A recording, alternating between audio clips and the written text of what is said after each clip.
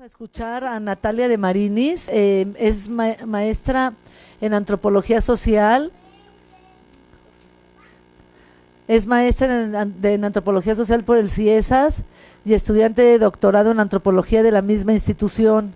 Trabaja desde el 2008 en la zona Triqui en temas vinculados a Estado, violencia y pueblos indígenas. Participa en 2 proyectos de investigación coordinados por investigadores del CIESAS y el Christian Michelsen Institute en Bergen, el CMI. Mujeres y Derecho en América Latina, Justicia, Seguridad y Pluralismo Legal es el título de su conferencia o de su presentación. Gracias, Natalia, por estar aquí. Bueno, buenos días. Gracias a todos y a ustedes por la invitación y por todo el trabajo que supone organizar un evento de estas características. Pues yo quería comenzar, y por eso fue el break, de hecho, porque traje unos videos. Estoy trabajando y acompañando en esto de las alianzas, ¿cómo eran? Güeras y prietas. Sí. Bueno, hay diferentes modos pero ese está bien, de decirlo, sí, pues en un trabajo colaborativo con mujeres triquis del plantón de la ciudad de Oaxaca. Voy a pasar 2 testimonios filmados que solamente no tienen nada de edición, nada más corté lo que quería mostrar aquí porque no es un trabajo que todavía no se comenzó, pues está todavía registrando este proceso que requiere, bueno, sobre todo estar documentando todo lo que está pasando pues en este pueblo y en un contexto tan violento y como lo planteó Norma, que está calando pues valores muy profundos, ¿no?, de la cultura. Y creo que eso es uno de los puntos que en Oaxaca, pues en el caso Triqui, que es quizás lo que más se esté debatiendo, y en esta mesa como por lo reciente del caso ha tenido como su espacio importante, pues en el México actual, ¿no? Y cómo nos vamos a pensar como, me sumo, no soy mexicana, pero pues me estoy sumando ya a México, pues cómo se va a pensar el país y cómo esta violencia que se está haciendo muy cotidiana, la violencia a través de la militarización también está calando pues valores muy profundos, y sobre todo en las relaciones de género, ¿no?, que es donde más esto se está expresando, pues. Sí. Voy a poner los testimonios, lo que sí, con una aclaración, tienen muy mal audio. No, el audio está bastante bien, es la calidad del video, pero que no es lo más importante. Pues y en la primera parte, por el mismo contexto bien politizado de Oaxaca, pues se escuchan unos bombos y unas personas por atrás, entonces traten de poner atención a la mujer que está hablando. No, se va a pasar, creo que en los televisores. Okay. Y atrás, si quieren mirar atrás, ahí está atrás también. Pueden voltear. Es muy difícil porque luego empezó quedar solo el pueblo. Mucha gente se salía. Ya no era gusto porque ya no se podía vivir ahí. Porque había mucha balacera día, noche, temprano. De diario y era muy difícil acostumbrarse.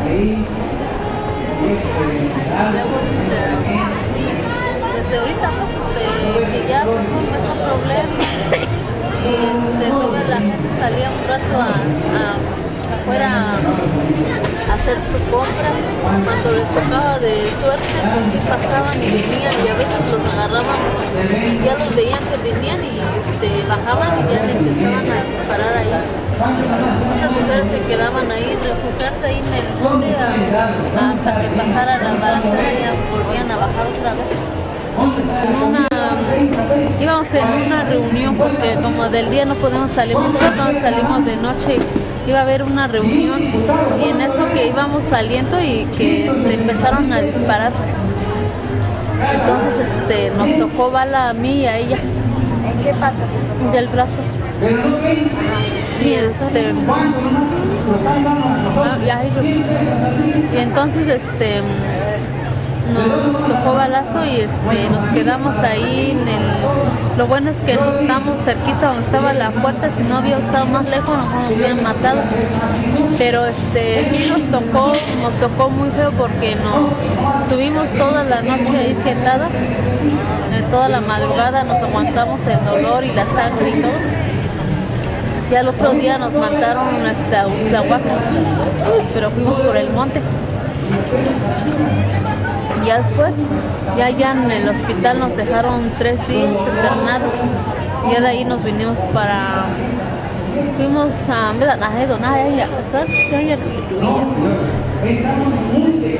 y nos quedamos aquí en Suyucio, ¿cómo lo llaman? Y ahí nos quedamos una semana.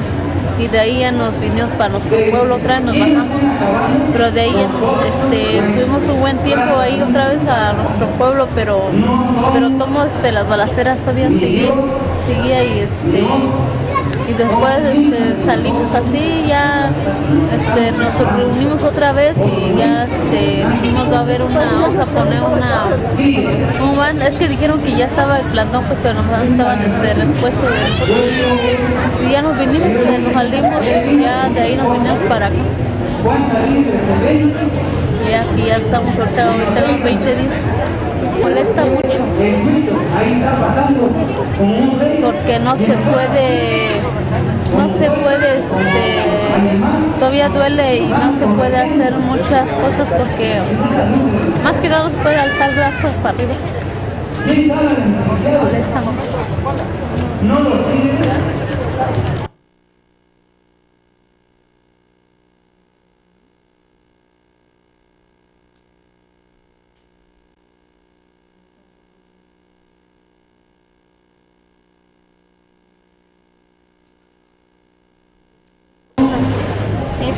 Comunicaciones para dejarnos incomunicados. Estuvimos sin comida, sin agua, sin teléfono, nos cortaron todas esas comunicaciones para dejarnos incomunicados, que no tuviéramos nada que comunicar con nuestros compañeros, con nuestros familiares que se encuentran fuera del estado o del país. Entonces, pues todo eso ha sucedido, ¿no? Por eso, y pues el gobierno pues nunca había hecho nada para resolver esto. ¿Por qué? Porque él está detrás de todo esto y por eso es que pues, nunca se hizo justicia. Entonces nosotros decidimos hace aproximadamente un mes, un grupo de mujeres, pues salimos de nuestro pueblo, ahora sí arriesgando nuestras vidas, pudimos salir de nuestro pueblo para venir a plantar aquí, para pedir justicia, hacer demandas por los asesinos que han sucedido en San Juan Copala, por los asesinatos que han sucedido en San Juan Copala y pues pedir apoyo a las comunidades oaxaqueñas, a que el pueblo oaxaqueño se solidarice con nosotros, con el municipio autónomo de San Juan Copala y logremos lo que queremos.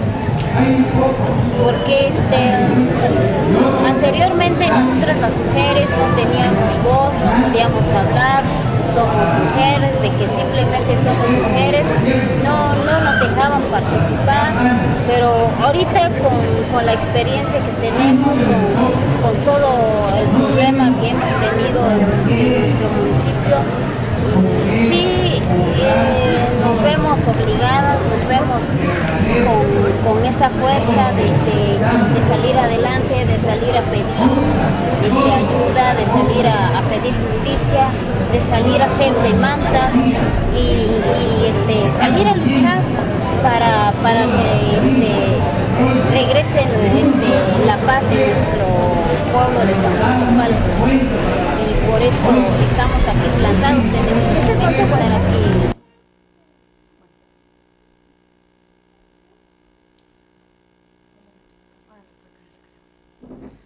Bueno, estos dos testimonios, el primero que al principio, la primera parte ni se escucha, ella está relatando cómo se vivían los últimos días en Copala. San Juan Copala es un centro ceremonial político y en su momento también de gran importancia económica, sobre todo en los 40 con el comercio del café, pues que se ha convertido en un centro de disputas, y es ahí donde en el 2007 pues se declara municipio autónomo. Las familias de San Juan Copala lo declaran municipio autónomo. Y a partir desde diciembre de 2009, bueno, ya lo comentó Josefina, pues el cerco paramilitar logra hasta septiembre de este año sacar a toda la gente como el objetivo, ¿no?, principal que tenían. Esto no se dio sin violencia, y durante los 10 meses las mujeres empezaban a salir de sus pueblos y a instalarse en el Zócalo, sobre todo, bueno, aquí en la Ciudad de México y en Oaxaca, denunciando esta situación. Y pese a las denuncias y pese a los avisos que se estaba dando sobre una masacre que se podía llegar a esperar en el pueblo, pues lo que se ha hecho ha sido muy poco. Y en esto hay una escena que a mí me gustaría reconstruir para poder abordar como los dos puntos centrales de esta presentación. Una es cuando la policía, desde afuera de la región Triqui, pues comienza a plantear, cuando fueron los ataques a la primer caravana, que el Estado ahí no puede entrar porque nos van a matar. Esto es una escena que demuestra la manera en que el Estado ha generado una forma de gobernabilidad tal, al punto de creerse ausente o hacerse para ser ausente, y no es la única situación en el caso de Copala, ¿no? ¿Qué clase de Estado se ha construido en la zona? ¿Y por qué no podemos mirar a la región Triqui tampoco como lo han querido ver, como una etnia aislada o como una isla? Porque es ahí, y esto fundamenta en parte, hablar de sistemas culturales como sistemas violentos, y en este caso ver a la propia configuración cultural Triqui como una cultura violenta. Eso es, en un primer punto, lo que quiero desarrollar es un poco qué tipo de Estado se ha construido en la zona y por qué no podemos hablar de ausencia de Estado justamente ahí. Y en segundo lugar, cómo podemos comprender la lucha actual de las mujeres por la autonomía y qué significados le están dando a la autonomía en esta lucha por la paz, la justicia y la vida, que es la lucha de las mujeres, sobre todo, bueno, con quienes trabajo, pero que se amplía, ¿no?, también al DF. Sobre todo la lucha de las mujeres se da en un marco donde también comienzan a ser víctimas y donde el cuerpo femenino comienza a ser, como lo planteaba Norma, un campo de batalla de grupos de poder y sobre todo de grupos que están siendo asesorados, pues, y manipulados por redes muy, muy violentas y por redes caciquiles, podríamos decir, y clientelares del Estado.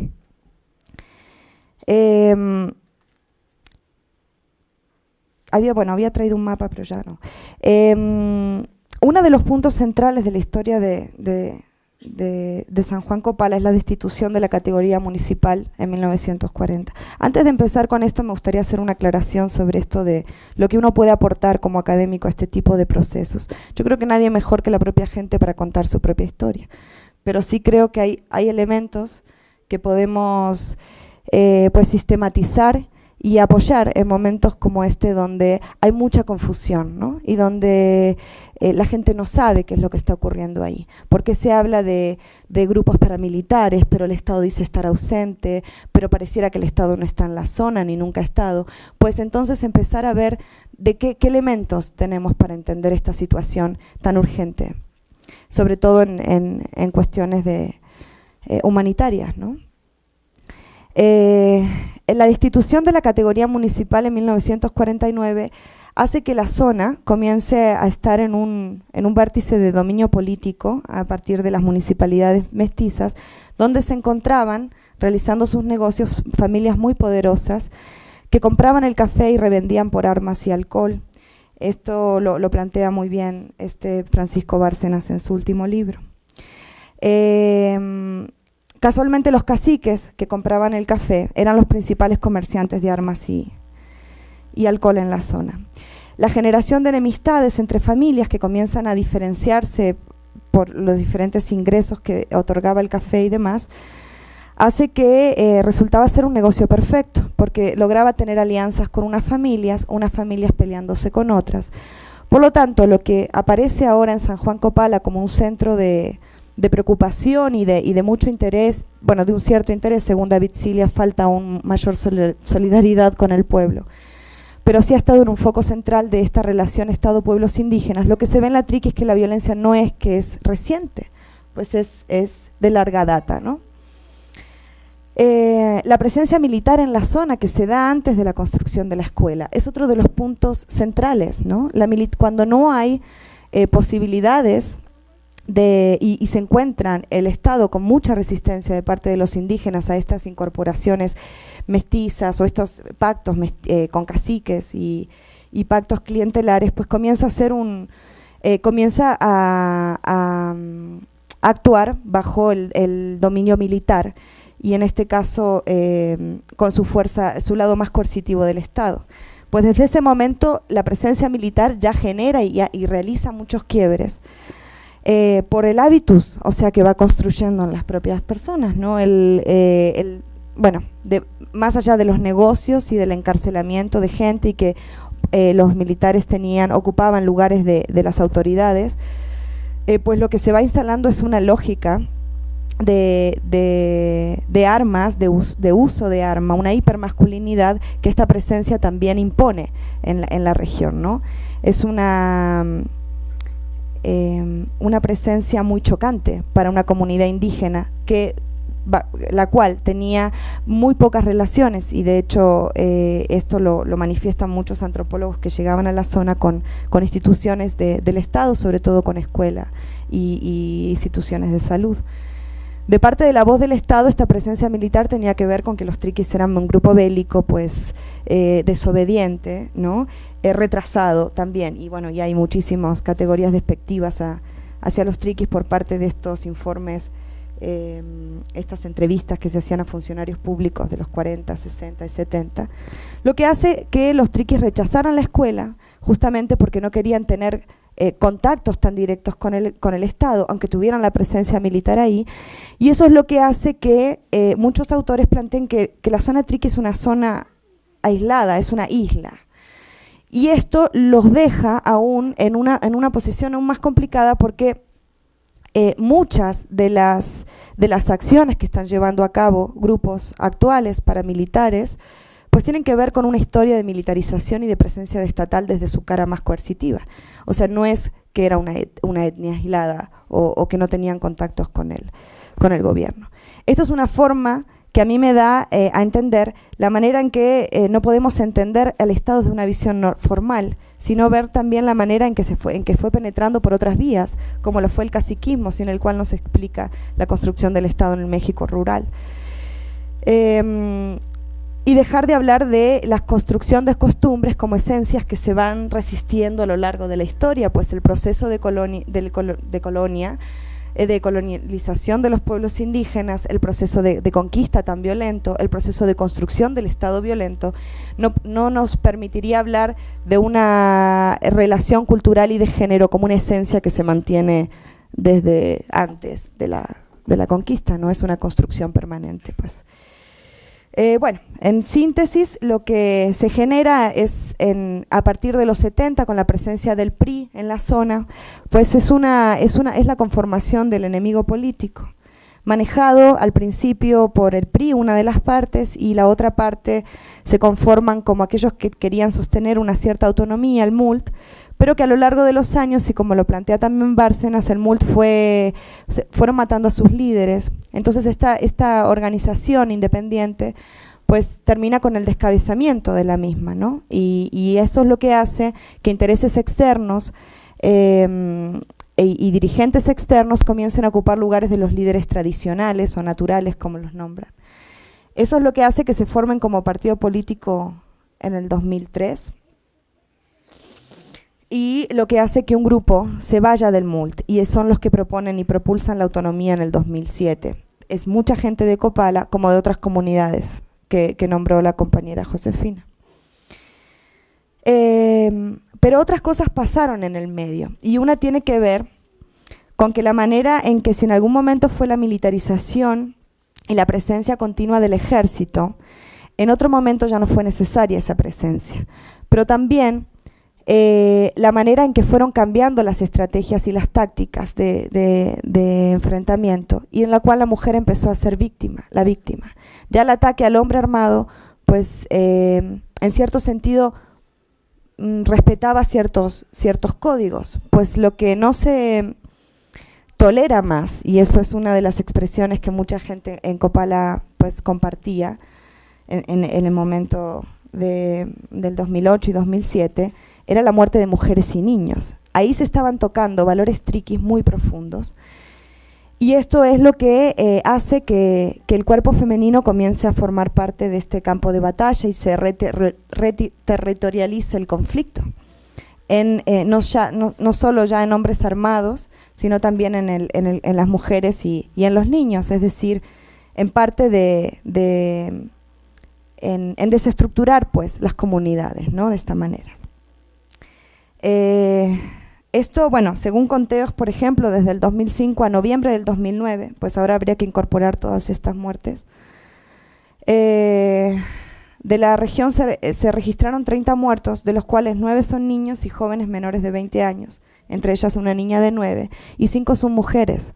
Entonces ya la mujer y los niños empezaban a representar pues una buena parte de las muertes en este... Yo ya creo que ya estoy de tiempo, ¿no? Ahí voy. Bueno. Va. Estoy bien. Entonces, bueno, una de las cuestiones de la lucha femenina, en este caso de la lucha de las mujeres en San Juan Copala y de San Juan Copala, tiene que ver con que el proyecto de autonomía les ha permitido, dentro de los límites que se pueden suponer por estar por tantos años de conflicto, las limitaciones que puede tener un proyecto de autonomía en esas circunstancias, donde hay amenazas constantes, donde todos los pueblos están bajo amenaza de asedio permanente, pues es que la mujer empezó a ocupar un rol importante en la denuncia y un rol importante en las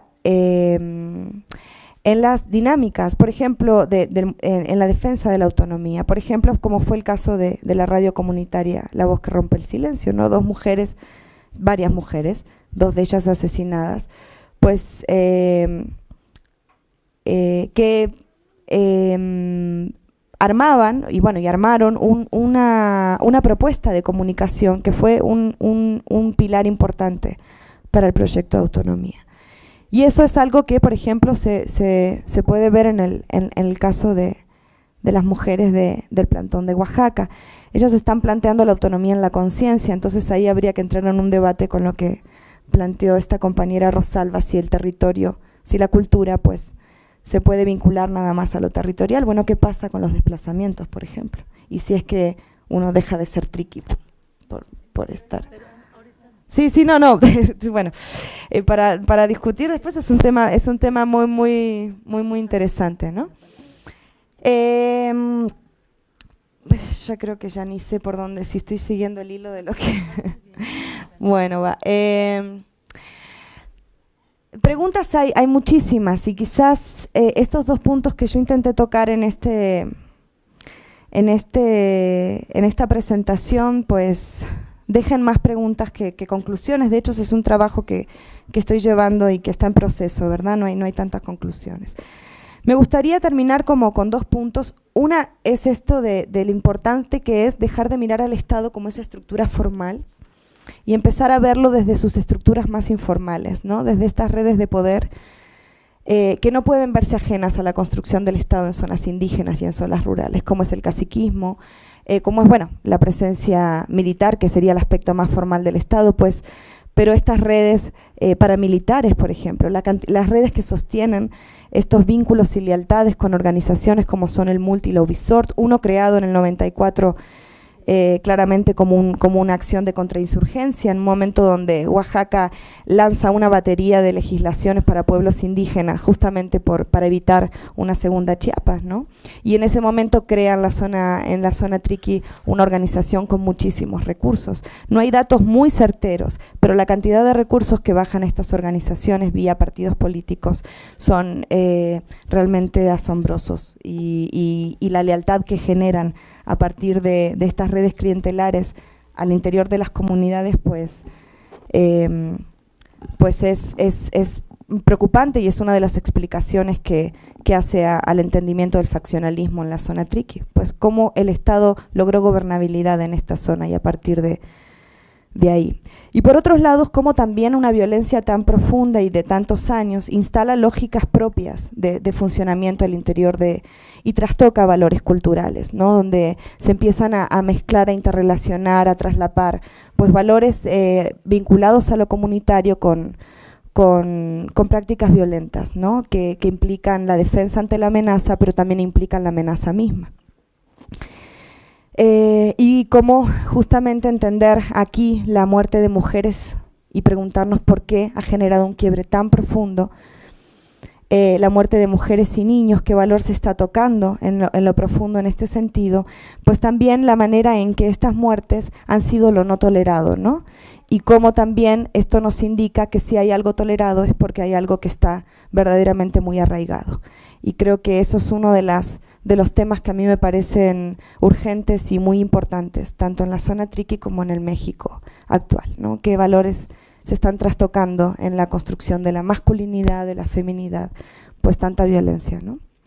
Yo ahí la dejo. Bravo.